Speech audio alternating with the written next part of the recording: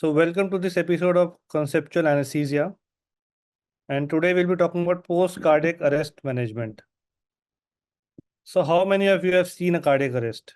You can just write in the chat box yes if you have seen, or seen a post cardiac arrest patient who's come to your ICU after cardiac arrest. Great. So, I'll be talking about how do you manage a patient of post cardiac arrest, and then you can also give your inputs and whatever difficulties that you have faced. Yeah, so we'll be talking about that. So, I'll give you an example. A 25-year-old male was brought to the emergency room in unconscious state following drowning in the swimming pool nearby resort about 20 minutes back. He was under the influence of alcohol, and since it was late night, the duration of submersion was about 10 minutes. And after that, he was taken out of water. Basic life support in the form of chest compression was provided by staff and the bystanders. On arrival in the emergency room, his GCS was 3/15 with no carotid pulse or spontaneous breathing effort. An initial rhythm on the monitor was assist-sleep. Initial temperature was 35 degree. CPR was continued, endotracheal intubation was done, and after 12 minutes, ROSC, that is return of spontaneous circulation, was achieved. And he was then given IV fluid bolus, started on vasopressors to maintain the blood pressure, and then he was shifted to the ICU for further management. So what is important in this case? What will tell you about the prognosis of the patient who's in after cardiac arrest? So what was the cause of cardiac arrest? What was the other comorbidities? What was the first initial rhythm on the monitor? So in this case, it was assist-sleep. So we know that ventricular fibrillation and pulseless ventricular tachycardia, which are the shockable rhythms, have a better prognosis. Then what is the time duration of chest compressions to achieve a return of spontaneous circulation or have the patient come back to life?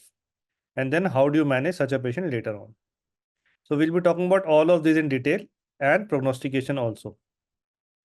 So what are the common etiologies of cardiac arrest and what could be probable cause and contributing factors in this case? So you will be telling me after I discuss what will be the contributing factors in our case.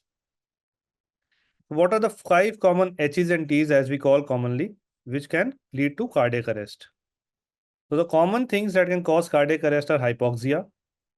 So any patient in which you suspect hypoxia, you can give him supplemental oxygen and treat it. Hydrogen ion excess, that is acidosis. So having a metabolic acidosis. Hypovolemia, which can be in the form of hemorrhagic shock. Hypothermia, which can be in our case because the patient was submerged in water. And then hyperkalemia or hypokalemia. And then the 5 T's: toxins, cardiac tamponade, tension pneumothorax, coronary and pulmonary thrombosis. So the patient can be under influence of alcohol or any number of drugs which can act like toxins and which can lead to a cardiac arrest. So while giving, suppose the patient is under opioids, so you have to give a specific antagonist like naloxone. And otherwise, when the patient comes back, you might have to do a gastric lavage or give him certain things which can be an antidote. Or in later on, might have to do a dialysis to remove the dialysable toxins. Patient of cardiac tamponade. So as the patient comes, as a return of spontaneous circulation is there, you can do a 2D echocardiography, which can be done bedside. And you can find that the patient is cardiac tamponade. So you might have to call the intervention radiologist or the cardiologist, or you yourself can drain it. Tension pneumothorax, which is a medical emergency, and all of us should know how to manage it. So in this case, there is air between the 2 layers of pleura, which will shift the mediastinum to the left, to the other side, compromise the venous return, cause hypotension, and cause cardiac arrest. Then coronary thrombosis. So any patient who comes back after arrest should be thought about that whether the cause of arrest was a coronary thrombosis. And if the coronary thrombosis is there, suspected, we'll do certain investigations and primary angiography or angioplasty may be required in this case.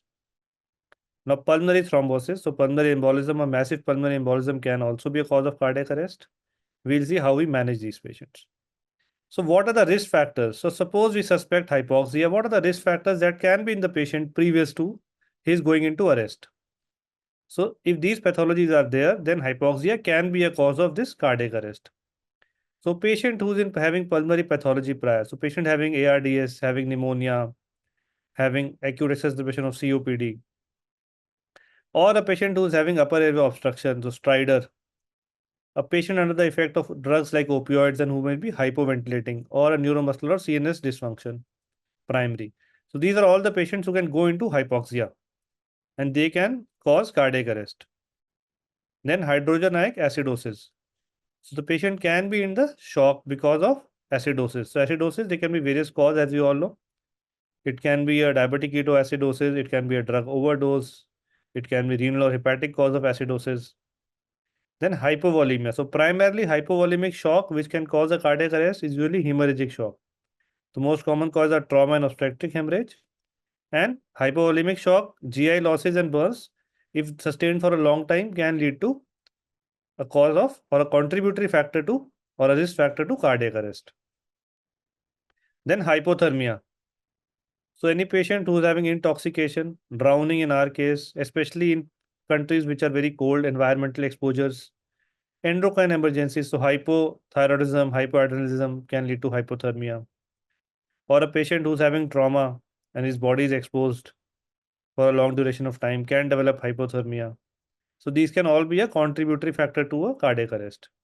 Then hyperkalemia. So nowadays we are having patients who are having peak summers, and the patients come with rhabdomyolysis or heat stroke. Patient having renal dysfunction, a complication oncology called as tumor lysis syndrome. Patients with hemolysis. These can all cause of any cell destruction will cause hyperkalemia.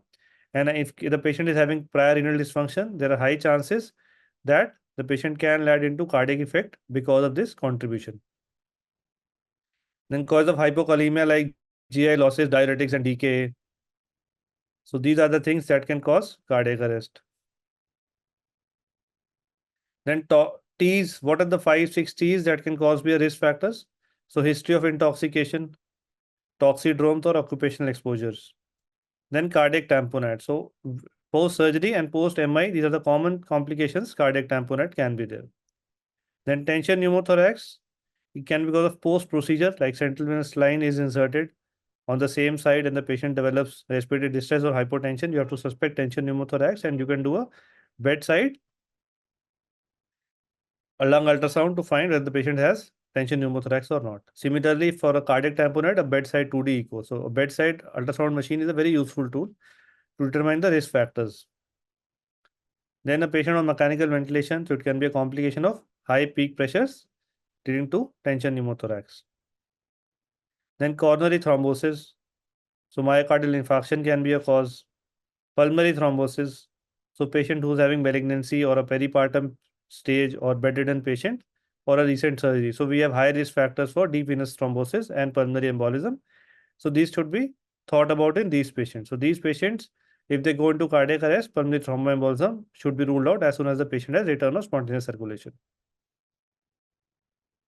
So now I would like you to attempt. So this was our case.